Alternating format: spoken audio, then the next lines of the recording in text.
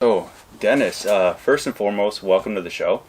I'm really excited to be here be here with you, and before we kind of get into it and people hear your story and everything, I want to kind of explain to you why I was really like, I want to get you on the show, man, let's get you on the show, right? So I've had a handful of people who, yes, they've all signed this table, they've all been on. I admire them greatly for whether they're like what they've done with their careers or like their interesting stories that they have, and just the goals that they've achieved. And the one common denominator that like everybody has, like their girlfriends, their family, the friends that they all have to thank for where they are or how they got there, they all come back to you. Like they all mention you, right? Like the apex wolf and everything. Right. And so me hearing that from all these people who I admire, what they've done or what they're doing or their mindsets or even these traits that they have, them all saying that you are like, whenever it comes back to person, I'm like, who like inspires you or whatever, and they're like, oh man, you got to talk to Dennis, you got to get Dennis on. I'm like, okay, if all of you guys are saying this, okay, this should be good. So that's why I'm super stoked to have you on today. And yeah, man, thanks for coming on the show. Yeah, man, no problem. It's great to be here. I've heard about all the guys getting onto your show, and I thought it was a really cool idea. And I've never really done a proper podcast before, so nice. I'm excited to talk and see where this goes. Awesome. Stoked for it. So kind of give people a bit of perspective on you by taking us through your journey, kind of leaving post-secondary school, like the life after high school portion of your life, to where we are now, and then we'll go back through it full circle. So after high school, I always had a goal to be a firefighter. So I took pre-service firefighter course in college, but I was like pretty young, so that never really went anywhere. I ended up leaving Sudbury. I moved to Ottawa when I was 20. Nice. Moved there with a couple friends. I was only there for like less than 6 months, and me and a couple friends thought it was a good idea to move to Calgary. Nice. So amazing. Yeah, it was quite the jump. Yeah, it was a huge jump, but Calgary was booming at that time, right? Yeah. A lot of people were moving there, and they were just working on the oil rigs and making a ton of money. Mm-hmm. So that was like kind of our mindset. So we drove all the way out there, and one of my friends started a roofing company. So we did that together. Nice. So we just got into roofing. Fast forward that bit, it was just like a year of working with friends, living with friends, and partying with the same Sounds friends. Like a blast, though. It was really cool. We worked a lot. We made a lot of money, but at the same time, we ended up hating each other. And that can happen. Yeah, the business just like one guy got out. I ended up getting out, and roofing was never something that I wanted to do. Yeah. And I've worked a lot of hard labor jobs, and I like to work hard, but I was always into fitness, and I always knew that kind of wasn't where I wanted to go. When I moved back, I ended up moving back to Ottawa a year later, and I always liked working on cars, so I was like, I don't know what I'm going to do, right? My only schooling right now is pre-service firefighter. Mm-hmm. I've got no experience anywhere else, so I got a job at a dealership, at a Mazda dealership, and I did my apprenticeship, and I worked there for 6 years. I went to the gym every day. Nice. I was reading books. I got right into it. I was trying to get as big as I possibly could, and just like I love decrease my body fat. Yeah, I just did like totally bro workouts. Let's go. That's awesome. Just bicep sure, we've all curls been there. Yeah, no legs. I mean, I'm still there. Yeah, but that's all right. Yeah, just all upper body, chest and arms. Chest and arms. Yeah, let's go. Nice. But people started asking me like for help, so I started to help people. So I was giving them advice and nutrition, and and when I was working at the mechanic shop, like everybody just hated their fucking lives, right? They were angry old people that have been there for 30 years, drive shitty cars, and I'm like to myself, just thinking like, I do not see myself here in 30 years. You don't want to be those people, right? It kind of scares you away. That was like a huge motivator for me. Like when I went to school to be a mechanic, when I did my apprenticeship, I was like blown away and fascinated by how cool cars are and transmissions and like how these things work, and it was amazing. But then the job killed it for me. The people there just killed it, and the way that everybody kind of looks at mechanics, you know, like they're just grease monkeys in the garage type Essentially, of thing. So yeah. it wasn't, I knew it wasn't for me, and I ended up meeting a girl that lived in Australia, and she's like, you should come out. Yeah, it was amazing. No. Nice. So she ended up coming down That's awesome. to visit me for a week, and then I was like, fuck it, man. Yeah, let's go. Like, this is not something I want to do, so I'm just gonna like drop everything. And I did, and I quit everything, saved my money, and I just flew to Australia, and I used that as a restart.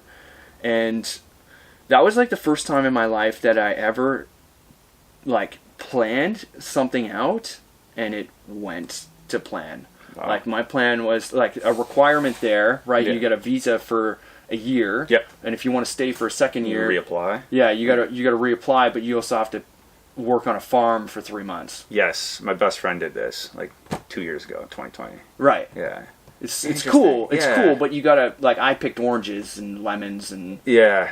avocados. Well, I stole the avocados and sold them because I made more money stealing Really? avocados. Yeah, you sell them to the grocery store. You make a killing. Like that much more, eh? Oh, it's Jeez. insane. Yeah, like literally, it's That's hilarious. you have to. You end up just losing money because you got to Yeah. live on the farm and you got to pay rent and shit.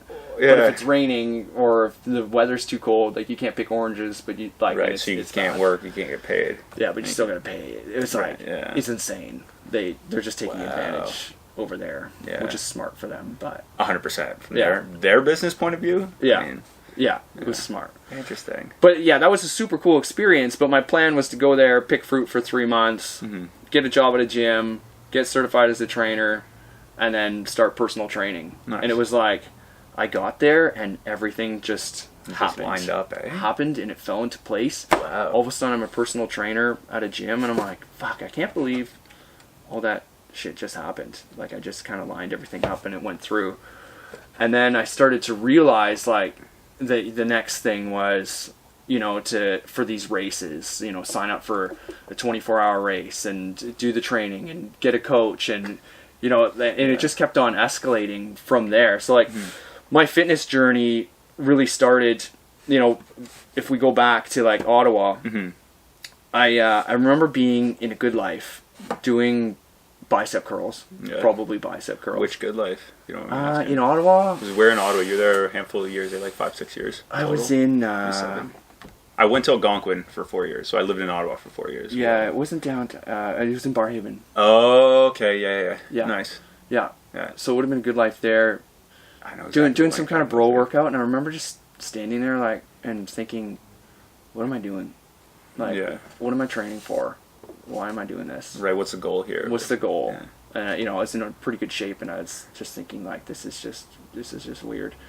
So I decided I wanted to learn how to do a backflip.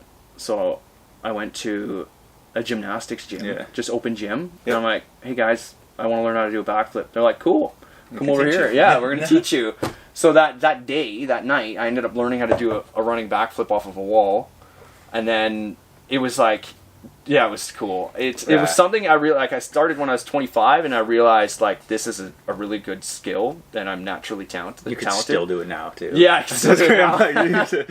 Oh man. Yeah, so I was like, shit, I should have been doing this when I was a kid, but I stayed there for like 2 years. I went religiously because Yeah. it was like the best training ever. Like, Amazing. the athletes that were there were shredded, and they weren't huge, and they were super strong, like crazy strong. And the stuff that you can do with your body, like when you learn how to do a backflip, like from that moment, I was like, I can do anything.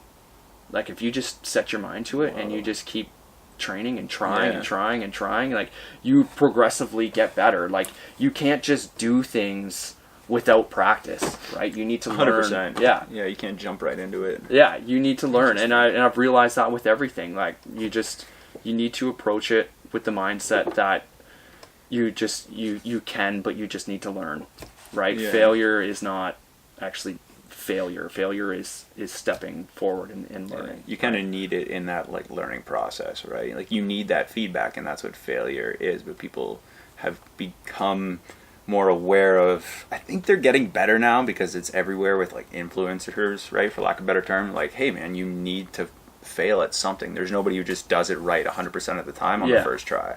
Yeah. It's not real, right? So we kind of have to, it's not getting disguised as much as it used to, where feedback and failure, there's like a blurred line. It's like, no, feedback is failure. Like if I get tapped out at the gym, it's like, okay, I'm not doing that again.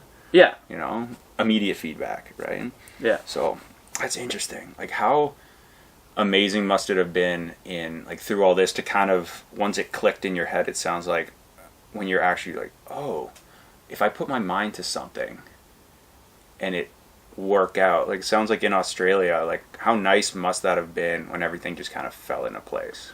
Yeah, it was weird. Like it was the first time in my life that, you know, I started to realize that when I say something out loud and I tell people and I start talking about it, it's going to happen. You know what I mean? So it's a really interesting concept to kind of think about. And when you know that, you can kind of create these positive things to kind of happen in your life. So like I can go on more about this stuff in Australia, but it was like, you know, 4 years in Australia, like I got a coach and did running and all these crazy races, 24-hour races and all that fun stuff. And I got big into Spartan races there. Ninja Warrior came to Australia, and the gym I was working at was really cool. It was this like massive warehouse, like 10,000 square feet of just obstacles. Like, no kidding. Huge shit. Just like massive. Salmon ladders, monkey bars, like the walls, wind everything. Tunnels, walls. Like it was crazy. Yeah, that sounds epic. Yeah, it was wild. It was the funnest place to work. And I was really good friends with the business owner there. Oh, so amazing. yeah, so it was cool. So I got to see firsthand running a gym, and then also my side as a personal trainer. And I always kind of thought like, this is really cool because I would be able, if I had a gym, I'd be able to help a ton of people in a positive way. And me as a personal trainer, like I can only take on like 10, 15 clients. 100%. And you know it gets hard, right? So you can't help the same volume of people. Yeah, unfortunately. So I ended up, so for Ninja Warrior, I ended up applying to be on the show. I got on, which was super cool. Yeah, no kidding. Yeah, I was on season 2 of Ninja Warrior Australia. No way, I didn't know that. Yeah. That's awesome. Yeah, that was wild. Yeah, no kidding. That's TV, cool. TV is pretty crazy. So that was a super fun experience, which then, you know, inspired me to do more ninja training and open a ninja gym. Yeah. Because it's fun, and it's, you know, you get the gymnastics aspect and then you get everything else, the skill based, the flying through the air, catching shit, hand-eye coordination through the air, like it's, and all of the balance. There's so much to it that just makes it so much fun. Yeah, and at the same time, I like the athletics, the running, the racing, the Spartan races, the trail running. So having the gym focus on strength and conditioning plus Ninja Warrior was like this unheard of combination. Right. But I was like, fuck it, why not? Like that's something I really want to do. For sure. You can kind of like, it seems nice though that you're able to kind of apply your drive to help people through the personal training and coaching, but still have like the hobby part of what you love to do in the obstacle racing and the Ninja Warrior. It's like, hey, we could still do this, and it's there, and then people get to see it because, like you said, right, being around it is just like, it's really cool just to see. So then people get drawn to it, right? It's a very attractive thing to see. Yeah. It's like, oh, this is awesome. I want to try this, and then people try, and like you said, they get addicted, or they want to see kind of where they can go with it, right? Yeah. It's really cool. Yeah. Amazing. Did you, with this business owner who you became good friends with, what was one thing that he kind of said or maybe exemplified to you that, or you saw him do, right, that was something that still to this day you've taken and kind of implemented into your day-to-day? It could be like related to just business or just the gym, or it could be related to kind of running that type of facility. I would say it would be the opposite. He did a bunch of stuff that I would not do, right? And it would be Yes. like I ended up like going there and doing a lot of the work for him, making the cold calls, helping him with sales, and doing different things. And I heard a lot of negative things, like people wanted to cancel their memberships and he wouldn't cancel them, or he'd charge, the big fees, Like or cancellation fee and stuff. cancellation fee, or people just had issues with them, and I ended up having issues with them in the end, which is too bad because we've never really communicated after I left, which is kind of shitty. But so that's, and I'm always, I think a big thing which helps me be successful with my business is that I'm there to help the people. Right. I'm here to help the community. If people have an issue, I just tell them, like, listen, man, you're just dealing with me. Like, if you need to cancel your membership, like, I don't care, right? I'm here to help you. So, and that helps them then come back, right? If I do it in a positive way, they're going to tell their friends that they were able to cancel their membership, like, you should go to this gym. Like, it just didn't work for me. Or, there's no stress of doing that, right? Because that exact example too, there's a lot of pressure on that, right? Like the person might feel intimidated, or they're like, hey man, we're already in a bad place because we're having we really enjoy this, we're showing up, but now money's tight, so they might feel embarrassed, right? Or insecure approaching that, facing that problem, going, hey man, so we can't continue this. It's like, well, that's cool that's kind of the way you're able to turn it around and go, well, all right, like, it sucks, but but you're welcome back whenever you can. Like, sure. It's I think that's a big difference for sure. Interesting. Yeah, it's just some way for me to help everyone out. Nice. So the workout, what would you say your passion is? Like, is it more centered around the Ninja Warrior stuff and the obstacle racing, or is it more just like a fitness, that style of fitness? I need a race or a goal. Yeah. Like, my passion is around running and racing. I need something big. Through the 24-hour races in my coaching, I got into ultra running, and that is my thing. I love my main goal is to run 100 miles, which I'm gonna do, like, probably not this year because this year's a little bit too busy and there's too much shit going on. But I'll probably run another 50 mile, which is 85K, and then next year, hopefully I can do the 160. So I don't think what people realize too is running, to begin with, just the word.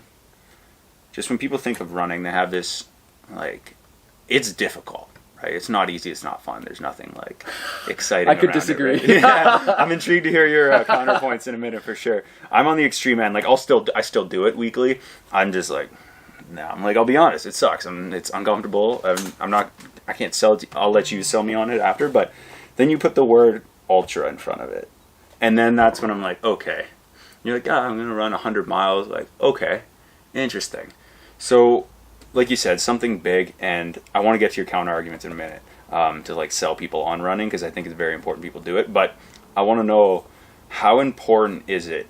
Like, how important of a role is it that goal setting plays in, like, anybody doing fitness? They could be at ground level or at a level you're at, where you're like, I'm gonna run 100 miles next year. I think that is the most important thing, period. Having a goal. Because if you're going to the gym, then you're gonna reach a point where you're like, okay, I want to lose 10 pounds. Mm-hmm. You lose 10 pounds, then what? Then what? Right? Then you need something. Even if you get rid of the 10 pounds, right? If you just say, like, hey, listen, I want to run 5K. That's my first event ever, and you're not in good shape at all.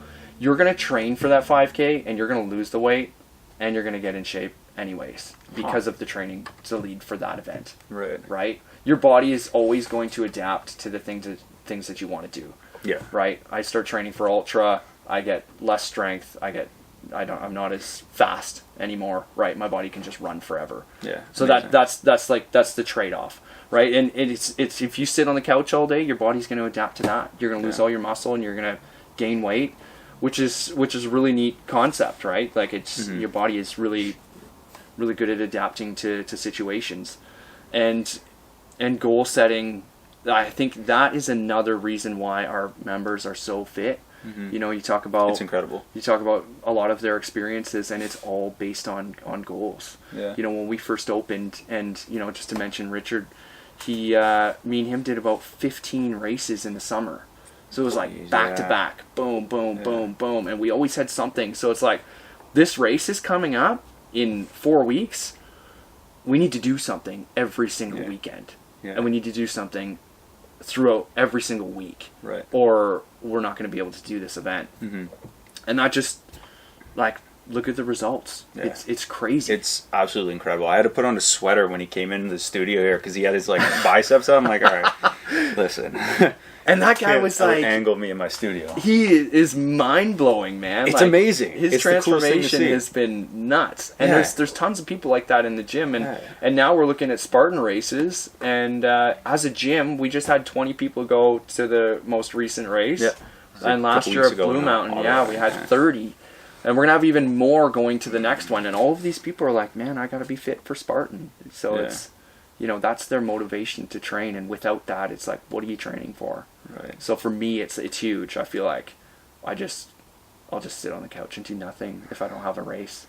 Yeah, so no I need to kidding. I just always need to be on something. How do you go about setting your goals? And like, can we think about it from people who maybe like, they put numbers on the board. Like behind me, I have like deadlift 500 pounds. That's not my number. That's a friend of mine's who came in, and because I asked him, I'm like, okay, well, what are the goals you want to achieve? It could be like in terms of fitness, life, whatever. But we focus on fitness. I'm like, okay, well, what's the fitness goal of it? And he's like, well, I want to deadlift 500 pounds. Like you said, it's like you get to a point where it's like, well, once you hit that, like how high can you go? What's the threshold? Yeah. So for people who are maybe new to setting goals, in terms of like not so much like how do they decide on what to set? Yeah, that's a good question. And it's tough if you're new and you don't know fitness or what you're capable of. Or, you know, for a lot of personal training clients that I used to have, I would ask them that question and they wouldn't know.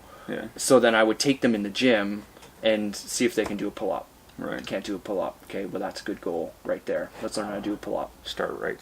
Yeah. How many push-ups can you do? Wow, 5 or 0, right? There's another goal. Let's work on something like that. And then you pick something fun. Or if they're a little bit more fit, then you can ask them if they know how to do a muscle up.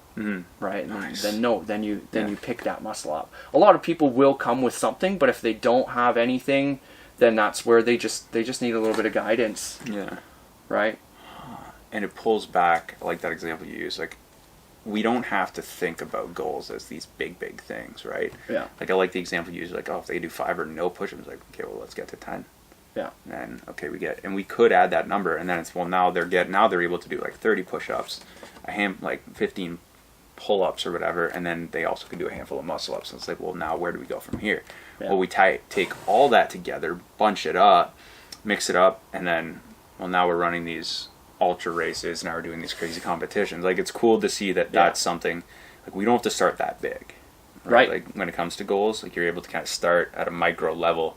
But I think the problem that I see now, and you can attest to this or not, I'm curious your perspective, but how much people can gain if they just start doing something.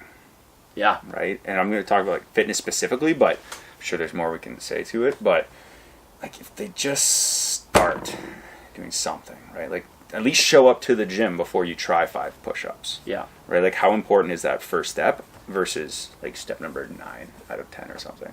Like how important is that? Yeah. Main initiation.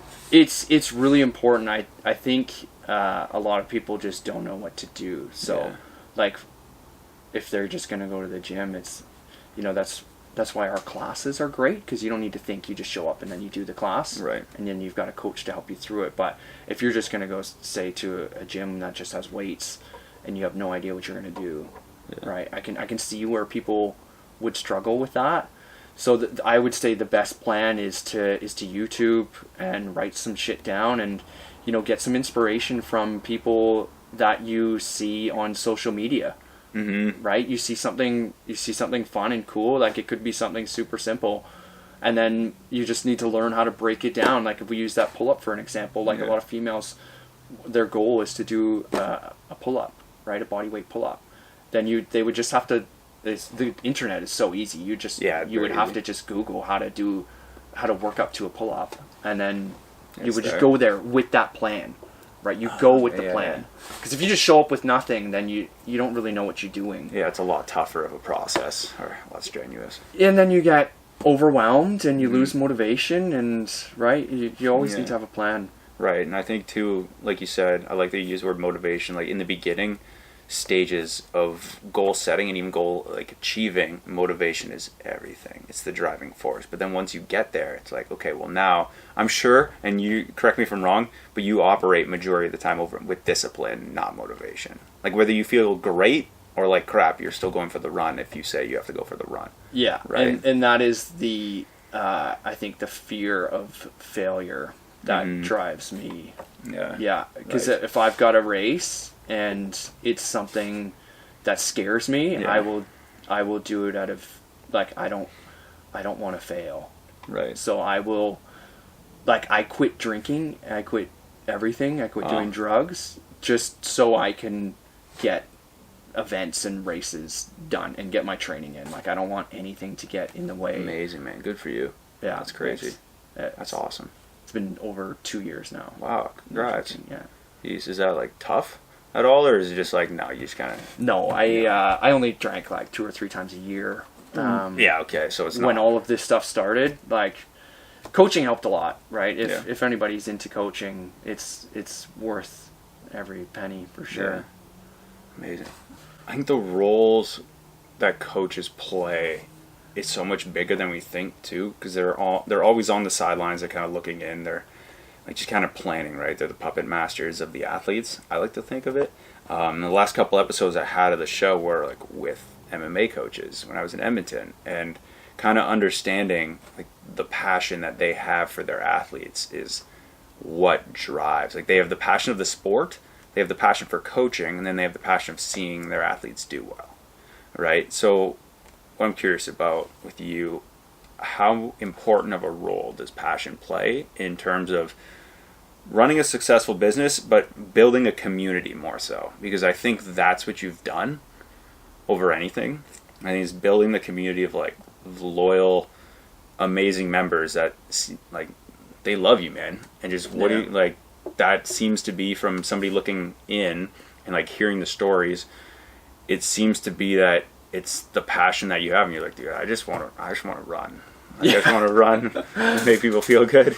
It's, you know what, it's true, and honestly, the community that grew, it just blew my mind, and it surprised me, and I still think to this day, like, this was just something that I wanted to do and that I'm passionate about, and these people are supporting me, and they love it, and I'm still just doing what I love, which is amazing, right? Like I was on the OCR pro team in Australia, which was super cool. Amazing. So I come back here, right? I've got all this obstacle racing experience. I come back here and I start doing Spartan races, and I'm trying to get people at the gym to do Spartans, and I start a Spartan class, and now everybody's motivated and they're doing it, and they love it. And I think it's the events and working in the gym to be fit outside of the gym for these events is what's creating this community. Everybody's getting together outside of the gym to bike together, to run together, go to Adnac, do hill sprints. Amazing. And then they sign up together and they go and do these things, and so everybody's just becoming this big family together, which is really neat. And I think it's all around the events, and I guess a big part of it is my drive to get everyone to better themselves and to go for it, right? Like a lot of people say, I'm like, we should do this, and they're like, I don't think I can do that, and I'm like, of course you can. Like, you absolutely can. You absolutely can. Like, your body is not going to stop. That's your mind, limiting you, but your body will go forever. Yeah, and that's something that I'm glad you brought up. When it comes to training, we all talk about like the physical training. You got to recover for the, you do legs, you got to recover for your legs, whatever, right? Muscles recover.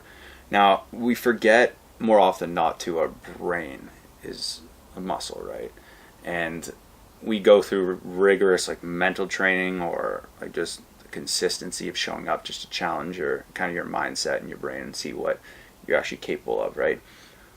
What we don't talk about a lot is, and I'm really happy to talk to you about it, is the mental recovery aspect, right? Of whether it be training or just things we go through. Like, what do you do to kind of recover your mind, like your brain, right? Because if your mindset's always here, it's not sustainable for that to be. You can't always be like, I'm always motivated, I'm always driven, we got this. Like, yeah, discipline takes over, but what do you do to kind of not condition it, but rest it and recover it and then reset your mind so that the next day or after a certain race you're able to kind of pick back up and get back into the swing of things?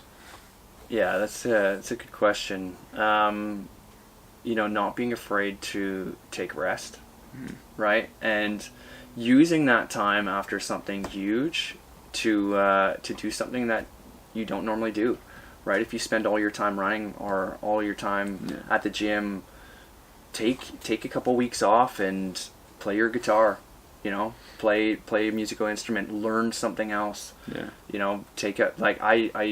like to meditate quite a bit, which is a good reset. Or focus on stretching. Like to be a good athlete, and even just good mindset for everyone is to be well rounded in everything, right? So definitely cycling like throughout your year, right? Like for me, I've got my big event, so I will train my ass off for that, and then after that I'll have a good rest and then do something else. Okay. Right? I put a ton of time into training. Yeah.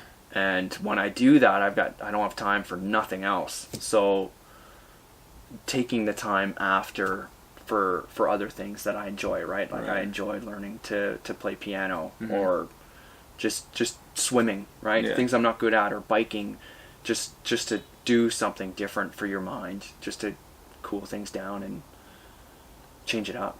Amazing. I think there's something to be said for switching like what you're doing up, right? I don't think the word distract you, like distract is the best word, but it's definitely a way of almost shifting what you're doing so it allows your brain to like relax that thinking and like that level of thinking. Yeah. Well, to focus on that. Yeah, and working out is a stress, right? Absolutely. Even though people get their stress release, but like it's the runner's high. Yeah, it's hard on the body, and you're taking an impact from that. And if you do that every single day, you're gonna keep digging a hole. So, and a lot of people are afraid when they get into it. They get into training and they see these results and they're getting strong. They think that if they take a week off, they're screwed. Yeah, right? There's a bit of like anxiety around it. Yeah. You don't take a week off and do absolutely nothing. You take a week off and you do something else, right? You read books. You learn something. You learn a different skill. Interesting. It's a chance to do what you want to do, right? Right. Now, what's your meditation process like? Because I hear everybody throw the word around, and I'm curious because everybody seems to have a different way of doing it, or it's a very, very broad term. Yeah. So I'm wondering, what do you do for it? Is it just as simple as like Me, sitting cross-legged, humming, or like for you, that's just the stereotypical way. Yeah. Like, that's not how I meditate either, obviously. Yeah. But that's just kind of when I hear the word, that's immediately the first thing I think of, which is not ideal. I use guided meditation. Oh, so okay. I use an app called Headspace. Nice. Yeah.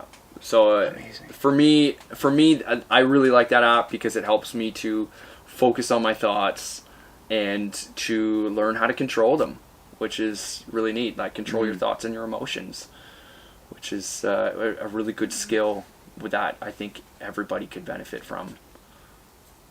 Interesting. So I think there's something to be said for like actually being willing to like learn something new. Right, and once we get into like the process of learning something new and doing something you love or figuring out, like myself, I like the variety. I like to do a lot of different things and my brain goes wild in every way. But once you get to a point where you find something that you really, really love and enjoy, at what point do you realize you're like, okay, is this a hobby or is this like a passion project that I could turn into a profitable business? And I think that's something that's really important. And I'm wondering at what point, because it seemed like it started off, like fitness obviously seemed like a lifestyle from the early beginning, right? Mm-hmm. But it seemed like obstacle course racing and training like that style and coaching kind of became a passion project, and then it turned into something that's like, oh, now it's a passion-driven business. At what point do you think you realize you're like, ooh, I could turn this into something? Like, I get a kick out of doing this. Let's turn that into a business. Like, at what point do you think that was? Definitely when I moved back from Australia. Yeah. Because it was like a sudden move, right? Mm-hmm. I just like basically got deported. So, does anybody ever leave Australia smoothly though? No, they're like, here's your 30 days notice, get out. So, yes, so I came back with nothing, no job, no clients, nothing, and I don't know. It wasn't necessarily about money. Right. It was just, I don't know. I was working at Good Life as a trainer. I was the only fit trainer there. I'm just gonna say that. Let's go. And from there, I just couldn't work there. So I had the opportunity to open my own space. Mm-hmm. So I took it. It was like this little garage. I put all my money into equipment, everything I had, and I just was like, whatever, man, sink or swim. Like, mm-hmm. I'm just going to do this on my own. I'm going to run classes out of this little garage and personal training sessions and just hope that it works in my favor. And I ended up taking a couple clients from Good Life. One of my clients, Gus, he's an amazing man. Shout out to Gus. Yeah, shout out to Gus, always. He wanted to invest, and he's like, man, I want to start something, and I want you to run it, and we'll do it together. So this guy was just, I'm like, okay, cool. We sit down and look at equipment. I'm like, I want this. Then we look at a ninja course. I'm like, I want these obstacles and this and that. He's like, cool. It's like, sweet. Amazing. All right, this is unreal. Amazing. So it all happened, man. Yeah. It just like boom, like that. All of a sudden, a couple months later, Apex Warriors opened, and shit's happening. So it was really cool, man. He was a really good friend of mine, and like he changed my life just like that. Like he's an amazing guy, for sure. Yeah. I ended up he gave me an opportunity to buy him out through COVID, and I ended up buying him out. So I own 100% now, which is really cool. Nice. Yeah. Congrats. Yeah. That's good. Sick. Yeah. It was real cool. It was a really cool feeling just to pay him back for his help. That, I'll be forever grateful for that man. I bet. That's amazing. So you met him. He was a client in Australia at Good Life. Good Life. Oh, okay. At Good Life. Yeah, so he went to the new space with me. Yes. Seeing what I was trying to do, and he's like, "Yeah, let's do this on a bigger scale." Sick. Yeah. That's amazing. That's really cool. Yeah.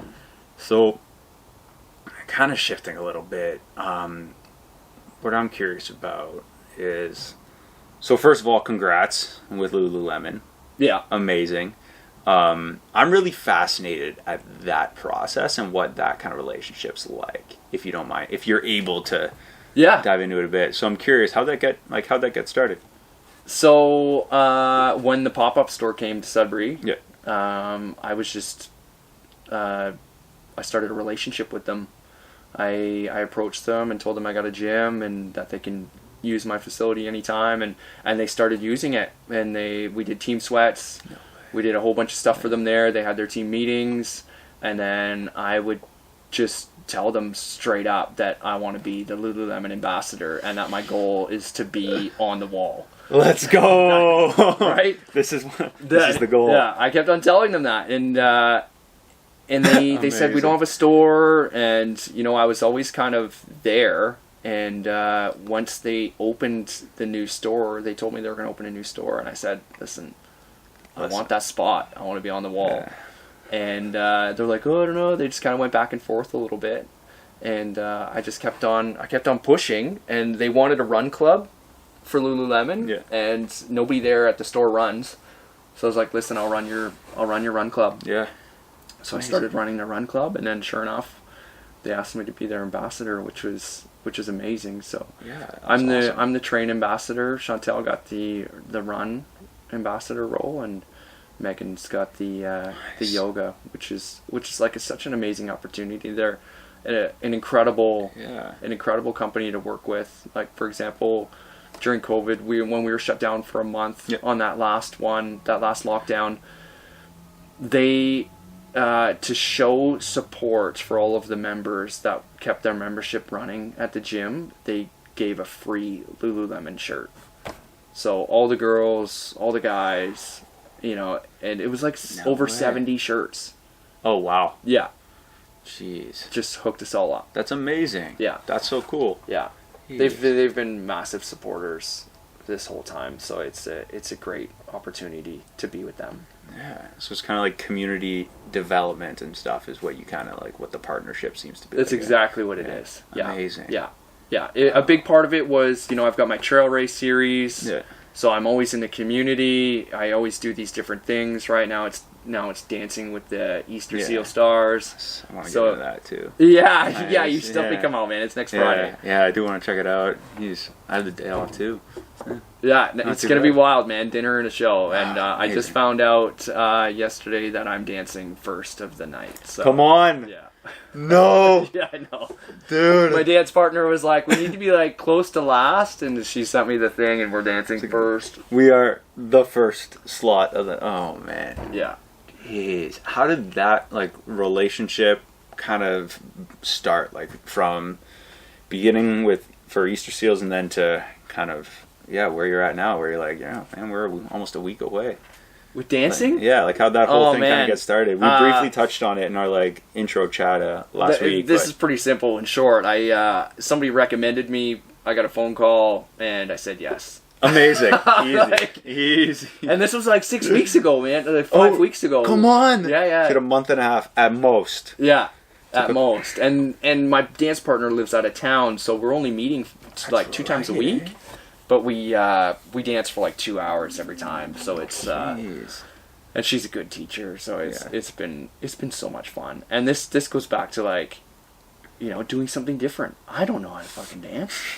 Like, no way, man. Yeah. I've always wanted to, Yeah. but I have no idea how to. Like, we're doing disco. I don't know what disco I don't even know is. what disco is either. Yeah. But No chance. yeah, disco and quick step. So it's gonna be geez. it's gonna be badass. I'm really excited. Yeah, man, that's sick. No, I definitely have to now. Yeah. Jeez, man, that's so cool. So, can she dance? Like, she could dance already, eh? Yeah, she's okay. a pro. She's Sick. been dancing since she's been like 6. And So you can kind of like, you have some guidance. It's not like you're both no, unaware of where to start and everything. So That's yeah, so cool. Yeah, I have no idea. So that's the fun part, right? She's a professional, and then Yeah. I have no idea, and I have to learn. Yeah. Obviously, she knows. Yeah. That's so cool. In this process, I know, like you said, it's been like, it'll be about a month and a half when you compete. What has been like a favorite moment of this like experience? Because it seems to me like it's a very new thing and a fun new project you're doing. So what's been something like really exciting, like your favorite moment so far? My favorite moment is putting all the pieces together, and like looking back to where I started and where I'm at now. Like we've got 2 90-second routines that we've got to do. So one's disco and one's quick step. Mm-hmm. And now we're putting everything together, and we're picking apart like small pieces to make it perfect. And when I first started, man, I couldn't even stand and like spin in a fucking circle. Like, wow. It was so bad. And like clapping together on time with my feet, couldn't do it. No. And then, you know, like doing disco's like a lot of hips and shit. And I'm like, I'm trying to do my hips, and I'm like, man, my hips don't move. And then she's like, get your arm on time with your hips. I'm like, I can't. Like, and then I can't do my hips. Can't do my hips. And then she's like, lean this way. And so like it was at first I'm like, this is nuts, and this is like really overwhelming. But I also knew, like, from experience from before, like, how I learned. It's like, okay, just, like, fail, try again. Okay, got it. and then you move on to the next thing. And Yeah. it's got to become muscle memory, right? So right. Everything. It's really neat. So my favorite part is definitely like being able to look back at where we started and where we are now. Amazing. Like now I'm like really excited to put on a show. Showcase it, eh? Yeah, I hope I just don't choke in front of 300 people. I'm like, well, maybe not thinking about it that much, but yeah. Well, we are sneaking a backflip in there. Let's go. Amazing. Yeah. You would too. You're like, Yeah. no, we got to get the flip. We gotta win, man. Yeah. I'd ask when in the routine, but I'll watch it live and see. Yeah. I'll find that one out for myself. Ease. Now, so I've been going back and forth in my brain of like, every year I like to learn, like dive into learning something new. Right? That could just be a handful of reasons, but I just think if we don't try, like I know a handful of friends of mine who have no idea what they want to do. It's because they don't know. Nobody really does, but they don't know what they do and don't like. So I'm like, what do you like to do? Like, I don't know. Like any hobbies? No. What do you like to do at the gym? No. Doesn't know. I'm like, okay, try things, right? So that's, I think, part of my, as much as I know what I enjoy doing and what I don't. So it's like learning guitar and diving into it the last couple of years, and then next year / later this year after so with that is I want to learn how to backflip. I've done it with spotters, but I just, when they step like a foot or two away from me, Dennis, anxiety, just can't do it. I can't go backwards. Unless they're like, I'm like, I need to feel your arm on my arm. You don't even need to do anything. They're like, watch the video, like. And I'll see it, and they're like, yeah. I'm like, oh, you don't do anything. And they're like, no, you're doing it all. Like, you're athletic enough, you can do it, you know what to do. You're just scared, for lack of a better term. But, yeah, so kind of what I'm curious about with that is how do you teach that? Like, just out of curiosity, specific skill. Because I'm like the hunting. backflip? Yeah, because I'm hunting for a teacher. If you can, or a coach. I've taught a lot of people how to do this one, and I know exactly what you're talking about. The fear of jumping backwards and the anxiety of doing a backflip. I can't see. Yeah, you can't see, and it kind of doesn't really ever go away. Right. That anxiety will for your first one, even if you can do a whole bunch, even your first one will always you'll still get that feeling, but. If you've got spotters that you trust and you can do a backflip, just keep doing it with the spotter there, man. If that's how you're comfortable, there's nothing wrong with doing it with the spotter until you feel better to do it without them. And you're like, okay, I think I got this, yeah. Yeah, and if you've got a good spotter or a good coach watching you, they're going to spot you and then they're just going to walk away without you knowing, and you're going to do it on your own. You're gonna be like, yeah. There's a power there. Yeah. Okay. I will walk through your doors in the next little bit, and I'll be requesting this. I'll be like, yeah, man, you'll get a backflip. I'd love to learn. Yeah. I've been hunting for it. So legit, if you can stand and do it with a spotter, you're there. It was a couple summers ago, COVID, so I was bored, and I had watched a couple friends do workouts in the park, and they were just flipping, and I was like, all right, Nick. Show me how to do this, and they're like, yeah, we'll spot you. I have another guy who can spot. I'm like, okay, so they're pretty good in showing and stuff, but yeah, the coaching aspect to it is something that I'm like, and it's two buddies at a park for 2 hours one day, right? So you're like, how much can you really get out of it? But I can flip on trampoline, it's nothing, right? Both ways, so yeah, but yeah, no, I'm just hunting. Flip on the trampoline without bouncing? I think so. So, or I maybe take a one step in, which is a bounce. So I guess maybe not. Yeah, you obviously still get a bounce if you don't jump or if you don't bounce. Right. But it's less, right? Just try and do less and less and less, and focus on the tuck and grabbing your knees. Okay. But we have got mats at the gym, so if they land upside down, it's a little bit painful, but not as much as the ground. I've had that crazy experience of landing poorly. Yeah. And just been ooh, okay. I just landed on my shoulder weird and was like, huh, all right, got a grass stain on my arm. Got up and I was like, all right. And then, that was the third one I did. And I was like, ooh, it's not good. But yeah, I hesitated, so it didn't help me out much. Yeah, it's always got to be 100%. And don't ever do them when you're drinking. Why? This tooth is fake. Come on. Yeah. What happened there? If you... Another quick, easy story. First night in Cancun with the boys, drunk, backflip in front of girls, on my face, tooth gone. Yeah, my friend actually found my like half of tooth Oh, no that way. was gone. You still have it? No, I don't Is know it where. the necklace right now? Yeah. That'd be amazing. You're like Cancun 2014. Oh, that'd be awesome. Yeah, the worst part about that was That's hilarious. like I I'm was happy so you shared that. yeah, I was so wasted. I didn't really feel the pain that night. We just had a bunch of fun, and there was blood everywhere, obviously. And then when I woke up in the morning, I looked like the Joker. I had like blood just dripping down my face. No. And I woke up like, did that really happen? And then I remember the pain. Like I couldn't drink water because my root was exposed. Couldn't like breathe in air on it. Just so sensitive, It was so bad, and I was so hungover. Oh. The nurse gave us an address to a dentista in Mexico. So we take the address, get on a bus, like a city bus type thing. Yeah. Ride the city bus. I don't know. I can't remember where we got off, but I think the bus driver told us to get off. Then we gave that address to a taxi driver. And I was with my two friends, so it's three of us. Mm. We asked the taxi driver how much to get to this address, and they're like $5. I'm like, okay. We get in, and there's the taxi driver, his friend. They don't speak English, and then there's three of us in the back, and we're driving. Like we drove really far for $5. Yeah, no kidding. Down these back streets, like Oh, wild dogs no. and shit. We're like, Oh no. man, we're gonna get fucking killed. Yeah, like this is what happens. Like we're out of the resort this now. is what happens. Like This is literally the. we don't even know where we are. Like this is crazy. And they drop us off at this dentist office. I go in, to see the receptionist. She can't speak English. The dentist isn't there. This guy ends up showing up in a taxi. Comes out, bums the smoke from one of my buddies, and it's the dentist.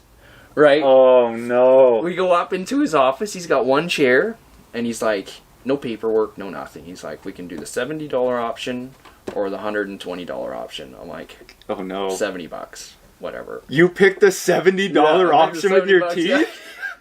So he gives You're in a customer service world. yeah, no. Well, man, I still had to drink for the rest of the week. That's right? true. Yeah. So he That's amazing. puts a needle in my mouth, numbs my mouth, does a little bit of work, and then I'm pain free for the rest of the week, which was like a bonus. Except I smashed my bottom teeth through my lip, so I had this like gross bloody lip, and it was swollen, and then my fucking mouth was just gross. Amazing. Yeah, Jeez, oh man, yeah, got a root canal in Cancun. yeah. Which I'm sure, like, it sounds like you drove out of Cancun with the amount of time you spent in the car. Yeah, I think Sure, it was Mexico. it must have been a partial root canal, because when I got back, they actually did a legit root canal and gave me a tooth. Nice. I wasn't too far off, eh? It was like a Patch Adams job. Yeah, it was something. Oh, I don't man. know what That's happened. amazing. It was the $70 option. That's what it was. Did you ask him what the $120 one was? Like, No. what was, I don't know. what was that one like? No? That'd be interesting to find out. I mean, like the 120 makes the tooth a bit thicker or it's a bit It's whiter. a gold tooth. Yeah, or it's something. gold. It was $70 for the operation, and then when I That's get back, it ridiculous. was like $1,500. Standard. Yeah. Yeah, that makes sense. Oh, man. That's amazing. Jeez, that's the greatest thing I've ever heard, man. Oh, man. I can only imagine, like, it sounds like, so you had no choice, too, eh? Like, now, was that at the beginning of the trip or the end? That was the first day. The first night. So that was it. It was like either go home or do that. I don't know. Going You're home like, wasn't really an option. So. The $1,200 thing, like, I was in Croatia. I don't know if you've ever been, but there's this city called Split, and it's along the coast, and we met this woman who was one of our servers, and she's in like dental school, like dental hygiene school, and we're like, yeah, what's going on, like just chewing the fat. They're like, oh, you're from Canada, cool. We're like, yeah, classic tourist stuff, adventure stuff. And she like, oh, like, what are you studying? And she goes, oh, like dentist school. And we're like, oh, you're gonna be a dentist. And my buddy's like, you're gonna make a lot of money. And then she goes, nope. I'm like, what do you mean no? She's like, well, what do dentists make in Canada? I'm like, well, they live on the water, nice house, so like roughly between this and this, like minimum 6 figure, like good, they're doing well, right? And she goes, no, maybe like 22,000 Canadian. We're like, what? Wow. Incredible. I was like, how does that happen? And then she's like, yeah, well, and I think the funniest thing is we connected with them, stayed in touch as kind of like the tripping, like the next couple like days in Croatia, the rest of the week and weekend in Croatia was. So we went out with them a couple other times, and like the hostess and the waitress, right? And we left. We got their Instagrams, and I remember this vividly because they, as much as we were drinking a lot of wine, she sent me a message, like, cussing me out for leaving a 20-euro tip. And we're like, well, you guys were awesome. You let us pick the music, and it was packed on this patio, right? Yeah. And you gave us a better table. You gave us a discount anyway. And so we're like, oh, my buddy's just like, here's a 10. And I'm like, here's a 10. So we give him 20 euros. She's like, how were you guys thinking? You can't tip that much. That's so mean. We're like, mean? What? Whoa. They just weren't, like, I guess they, like, so in, I'm not sure about the, like, in Cancun and stuff, but I'm sure it's, like, similar in Cuba and Jamaica, right, where in resorts, like, people working, service workers, they rely on tips, right? Yeah. That's their living. These people, it's like, you can't tip that much, right? Like, I'd go around when I was much younger and family was in Cuba, like, we'd go around to each person who served us well and was like, here, we're leaving, thanks for the service, here's kind of what we have left, right? Because we're losing money converting it back. So I remember that, and I was like, oh, man.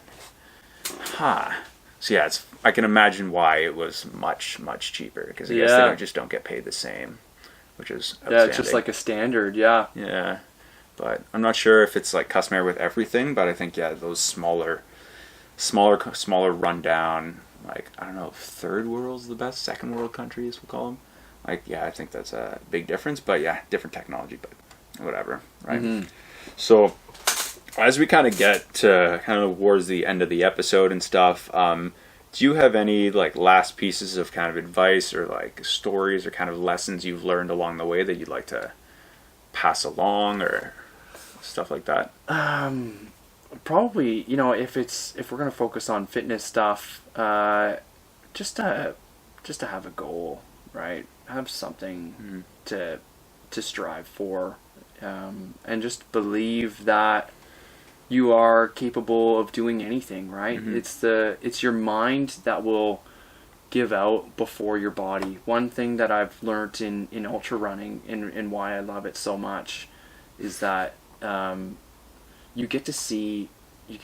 running you get to see what you're capable of. Yeah. Right? And you see that there is no limits. You start thinking like, shit, I gotta walk, like I can't run anymore, so you walk. But then you recover and you can start running again, right? And it just doesn't stop. And you'll see that, like, if I do a lot of out and back running. Yeah. So I'll run, like, let's just say 5K out, 5K back, and then next one would be like 10K out, 10K back, and then 15 out, 15 back, 20 out, 20 back. And when you get out there and you're exhausted and you got to run back, like, you don't have a choice. It's not like you're at the gym and you can just quit and go to the change room and go home because something was hard, right? You're out there no matter what, and you got to get back. I love it, yeah. And then you see, like, you're like, shit, I just did something I've never done before and I didn't think I could do. Right. Which is what's so cool about running. I'll use that 85K for example, man. Like, when I signed up for that race, I was so nervous, and I was like, I don't know if I should do this. And I'm like, fuck it. I put in my credit card, signed up, and I was done, and I was like, I can't believe I just did that. Like, here we go. Like, training starts today. Let's go, yeah. Like right now. And I started doing, like, the biggest training runs I've ever done, and when I did that race, right, my longest event was a training run, right? I've done big runs, but I've done them in 24 hours. So this was my biggest consistent run. So in training, I did a 60K run, which was my longest run, consistent. And then when I got to 60K in the race, everything after 60 was like new territory. Yeah, it's like, uncharted. What's gonna happen? Are my legs gonna break? Whoa. Or is my mind gonna break down? Like, what's gonna happen? And nothing happened. I just kept running. Amazing, right? And I can do this. Yeah, I got to the end and I was like, shit, I can keep going. Like, it's crazy.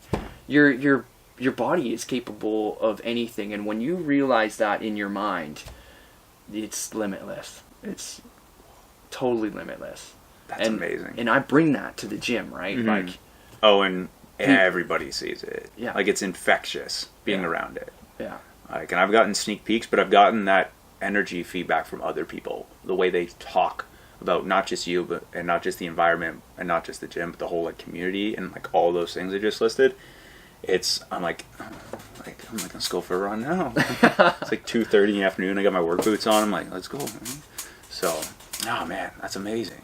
Yeah, it's running for me has completely changed my life for sure, and my mindset. And I've been in some fucking dark places on runs too, man. Like when you do something, you know, you go a distance you've never gone before, and you get your nutrition wrong, and you turn into a zombie out in the middle of nowhere. And then, you know, what happens when you get depleted? Your mindset turns, right? Your body, your brain's reaction, your survival reaction to get you out of that situation is to turn negative. And, you know, why am I here? What am I doing? This is stupid. I'm an idiot, right? You start to like, that's your fight or flight response to like negative. Yeah, to get you out. And then all you need to do is like eat and kind of recover. But like, that's part of the experience. Like, you'll have to get through that to, you know, get home or to finish the run or whatever, right? And you'll see that I started to learn that. I've done 3 24-hour races, and through the night, your body wants to go to sleep. Oh, 100%. So to go to sleep, circadian rhythms. Yeah, that's when your mind switches, and it's like, I don't care about the race anymore. Whoa. I don't care what people think if I quit. Like, you just like I should just go to sleep. This race is stupid. And I start hating myself, and my mind is telling me all these things to stop, to save me, right? It's a survival thing. Yeah. And then so after like 2 races, I learned that, and on my 3rd one, I'm like, okay, like, ignore that shit. Like, let's just grind and keep going. Amazing. And you know what's really cool is you go through all that. You go through this like zombie hating stage through the night. The sun comes up, and it's like, wow, I love myself. Like, look at this. The sun's out. You start running again. Let's go. You get quicker, and you're like, where did this come from? Yeah. Like, that's awesome. It's really neat, man. Like the mind is. And that's like meditation, you know, getting into meditation and just learning about your thought process in your mind and how it's automatically fighting for survival, right? That's all your body wants to do is survive, and it's got its own mechanisms that we don't even know about, right? You got to know through these different things that it does, right? It's really interesting. Yeah, that's so cool. I think you just you sold me on running. Like, it was a while ago I mentioned, but you're like, I got this guy. I'm holding on to this, and then boom, like, I want to go for a run now. Like, oh man, that's awesome. So I'm gonna roll out the red carpet for you. So tell everybody what are some projects you're working towards, or cool things you got coming up, or things you're training for, and where they can find you, and where they can train with you. Right now I'm training for Spartan Race. That's the only thing on my mind right now. In October, actually there's a 24-hour. I can't believe I just forgot about this, but I'm actually doing this race with Richard. Nice. We're doing an adventure race, which is really cool. So it's a hike, a run, paddle, and mountain bike. Like a kayak. Yeah. Or canoe. Or canoe. Yeah. I guess you're doing it together. Yeah, so an adventure race. It's a team of 4, which is really cool. Oh. So that's going to be a really big deal. But for the gym, we're in the south end of Sudbury on 125 Loches Road. Our website is live and updating at apexwarrior.ca. Amazing. So that's a good way to hit us up. We've got a free 7-day trial that's there on the website. That's probably the easiest way to get started, and it's like everywhere in red, like right in your face when you get on the website. Just like click that button. You can't miss it. Can't miss it. Click the button. You'll get an email to the app. Book yourself in, and get started. Amazing. Right on. Dennis, I'm really grateful you were able to sit down with me today, and yeah, man, I really appreciate you sharing your story, and yeah, man, I look forward to connecting with you more in the future. So yeah, man. Thanks a lot. Thanks for having me on. Right on. Yeah, that's it. Cool. That's it. Sweet, man. Yeah, man. Thank you.